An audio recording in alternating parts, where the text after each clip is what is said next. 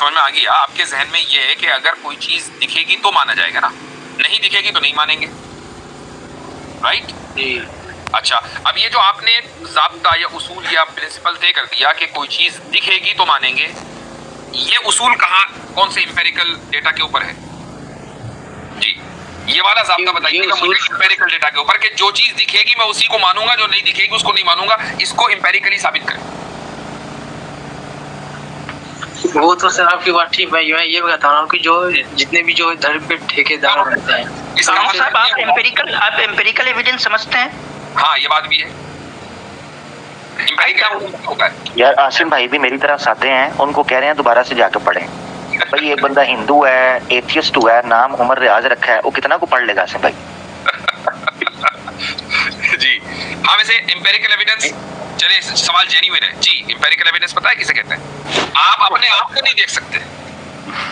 हाँ जी, हाँ, ये जो इनर पर्सन है उसको नहीं देख सकते आप।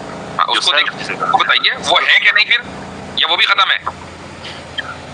ये बड़ा मैं तो शीशे में अपने आप को देखता हूँ सर डेली। वो तो आप अपनी बॉडी को देखते हैं, आपका जो इनर सेल्फ है उसको कहाँ देखते हैं?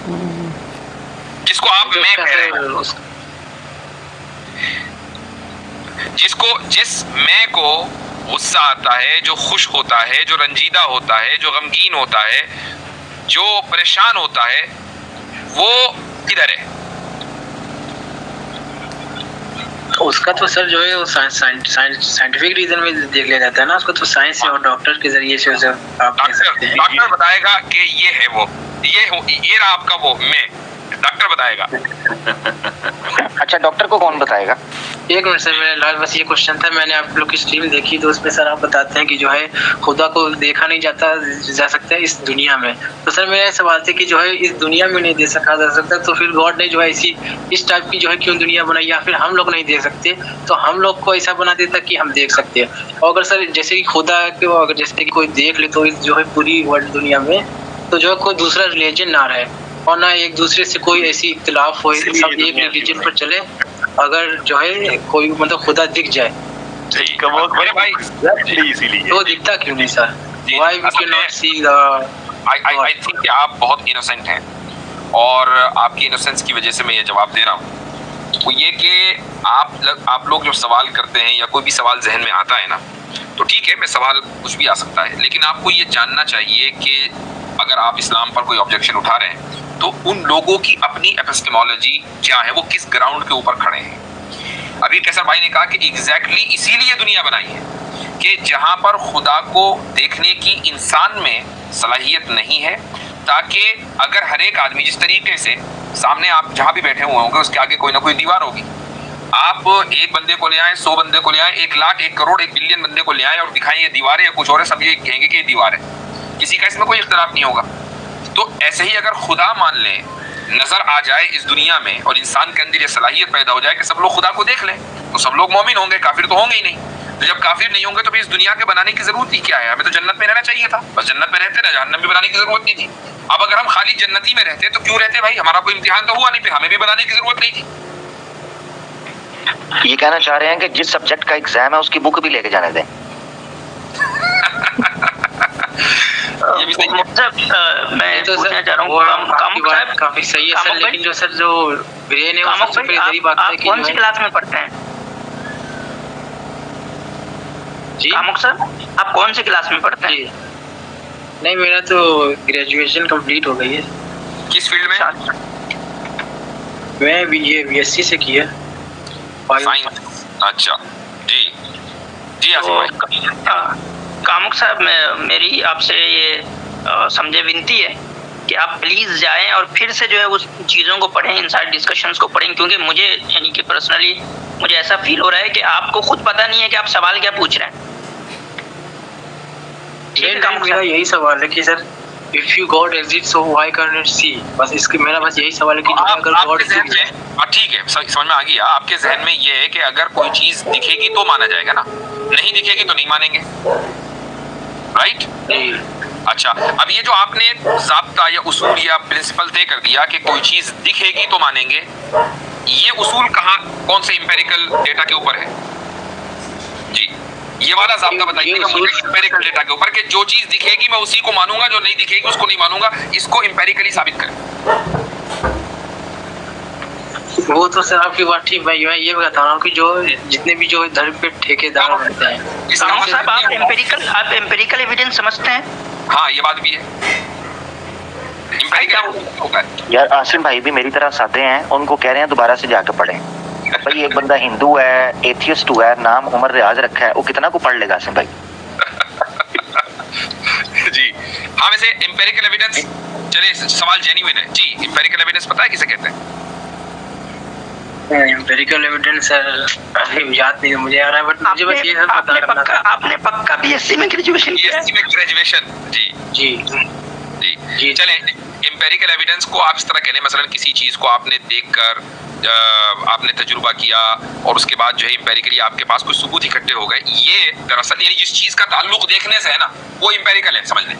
ठीक है, आसान करने के लिए बता दिया मैंने आपको। तो आपके पास कोई ऐसा एम्पिरिकल एविडेंस है कि जिससे ये पता चलता हो कि जो चीज देखी जा सकती है उसी को माना जाएगा, जो देखी नहीं जा सकती उसको नहीं माना जा सकता? इसका कौन सा एम्पिरिकल एविडेंस है? क्योंकि अगर इसका एम्पिरिकल एविडेंस आपके पास नहीं है ना, तो ये जो उसूल है ये भी गलत है। इसी को कहते हैं सेल्फ रेफ्यूटेशन, अपने गोल में गोल कर देना। हाँ तो सर इसका यही आंसर है कि जो है जो गॉड का देखना इसलिए इम्पोर्टेंट है क्योंकि जो है अगर नहीं देखेंगे तो मतलब जो कॉन्शियस माइंड है वो सबसे पहले इधर ही भागता है कि लोग जो है ना अपने तरफ से सब दीन बनाए, अपनी तरफ से रिलीजियस। इसका आंसर आपके सवाल का ये है कि आपका जो उसूल है, जो प्रिंसिपल है वो गलत है। मानने के लिए देखना जरूरी नहीं है, हाँ जानना जरूरी। आप ये कह सकते हैं मुझे, मैं कैसे, जब तक मैं जानूंगा नहीं तो मैं मानूंगा कैसे? यहाँ तक तो आप ठीक है, लेकिन अगर आप ये कहेंगे मैं देखूंगा नहीं तो मानूंगा नहीं, ये उसूल गलत है। ठीक, चले अब आप ठीक है, वो भी ठीक है सर। सर मैं आपको मैं ऐसे कर रहा हूँ कि जो कॉन्शियस माइंड होता है वो सबसे पहले यही बात है कि जितने भी ये जो दीन रिलीजियस अपने इंसान ने खुद बनाए हैं तो ये इसीलिए बनाए होंगे क्योंकि जब गॉड दिखा नहीं तो इन्होंने जो है अपने अपने मन का जो आया वो बना लिया, जितनी भी रिलीजियस है। बिल्कुल, श्री राम भी इसी तरह से और श्री कृष्णा की मूर्ति भी इसी तरह ही बनी है। इस बात आप ठीक कर रहे हैं जी कैसर भाई। और एक तो ये कि कमोक साहब, ये जो आपने आखिरी बात कही है इसका कोई एम्पिरिकल एविडेंस नहीं है, अगर आपके पास है तो आप ज़रूर दीजिएगा। दूसरी बात, मैं कई दफ़ा हम अपनी स्ट्रीम्स में एग्जांपल कोट कर चुके हैं, ये जो जिद है ना कि हर चीज़ को आप देखेंगे तो मानेंगे। देखें, जो एविडेंस है ना वो चीज़ की नेचर के साथ चेंज हो जाता है। मिसाल के तौर पे अगर मैं आपसे कहूँ कि इस वक्त मेरे पास आपके लिए $10 हैं, जेब में है, तो आप ये कह सकते हैं कि भाई जेब में हाथ डालो और वो $10 का नोट निकालो मुझे दिखाओ, इसलिए कि जो पेपर है वो एक फिजिकल प्रॉपर्टी है, फिजिकल एंटिटी है, तो मैं आपको दिखा सकता हूँ। लेकिन अगर मैं आपसे ये कहूँ कि भाई मेरे दिल में आपकी बड़ी इज्जत है, तो मैं आपसे एक्सपेक्ट कभी नहीं कहूँगा कि आप मुझे कहें कि दिल में हाथ डाल के इज्जत निकाल के दिखाओ। अब चूंकि नेचर ऑफ क्लेम चेंज हो गया है तो बर्डन, जो नेचर ऑफ एविडेंस है वो भी चेंज हो जाएगा।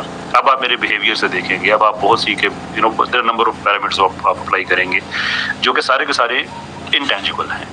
तो ये जिद बड़ी अजीब है कि जब अल्लाह ताला के बारे में हम आपके सामने तसव्वुर ही ये रखते हैं कि ना उसको देखा जा सकता है, ना उसको छुआ जा सकता है, ना वो आपकी परसेप्शन में कतई तौर पे आ सकता है, कुल्ली तौर पे आ सकता है, तो आप कहें कि नहीं फिर मुझे दिखाओ। मैं आपकी अकल देखने का मैं दावा नहीं करता, मैं आपका गुस्सा देखने का दावा नहीं करता, मैं आपके गुस्से में जो बिहेवियर होता है वो तो मैं देख लेता हूँ, लेकिन उसके पीछे जो गुस्सा होता है वो तो मैं नहीं कभी देख सकता। आप अपने आप को नहीं देख सकते। हाँ जी, हाँ, ये जो इनर पर्सन है उसको नहीं देख सकते आप। उसको बताइए वो है क्या नहीं फिर, या वो भी खत्म है?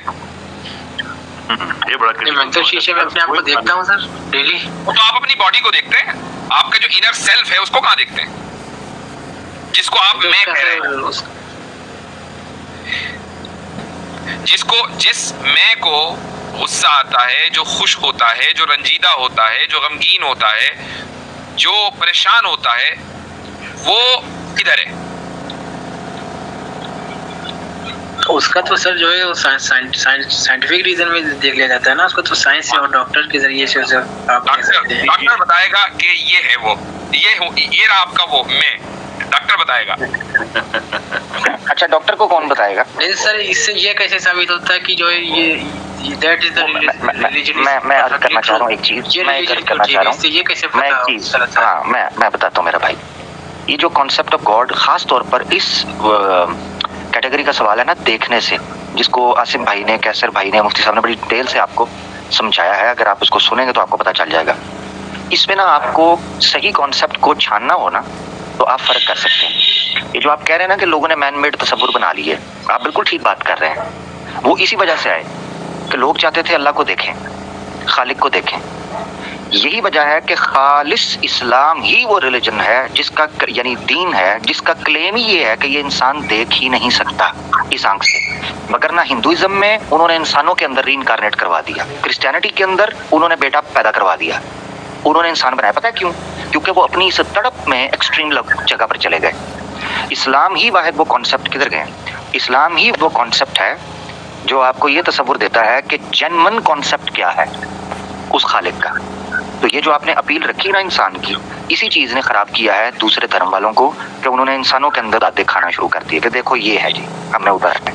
देखिए, अब मैं लास्ट कमेंट कर रहा हूँ, उसके बाद फिर कभी बात करेंगे। जो आज के जो आपकी आखिरी गुफ्तगू है ना, जो हमारी गुफ्तगू हुई है, उससे ये साबित होता है कि किसी भी चीज़ को जानने के लिए उसका दिखाई देना, उसका देखा जाना ज़रूरी नहीं है। जैसे कि एक इंसान अपने बारे में जानता है, अपने इनर सेल्फ को जानता है, लेकिन वो अपने इनर सेल्फ को देख नहीं सकता। जिस चीज़ को वो शीशे में देखता है वो नहीं है, वो उसकी बॉडी है। और उसकी एक मिसाल आखिर में दूंगा, और ये मैंने पहले भी दी है कि मसलन एक आदमी, अगर किसी का नाम मसलन जॉन है और वो मर जाए, तो आप ये नहीं कहते, अगर उसकी डेड बॉडी जो है वो मसलन रखी हुई है, तो आप ये नहीं कहते कि जॉन लेटा हुआ है, आप ये कहते हैं कि जॉन मर गया, जॉन पास्ड अवे। यानी लिंग्विस्टिकली भी इस चीज़ को माना जाता है कि अब जॉन नहीं है, हालांकि बॉडी तो सामने ही है। चूंकि वो जॉन नहीं था, जॉन तो उसमें था, वो इनर सेल्फ उसका खत्म हो गया। जबकि उस इनर सेल्फ को न जॉन ने देखा, न टॉम ने देखा, न किसी हैरी ने देखा, उसको देखा ही नहीं जा सकता।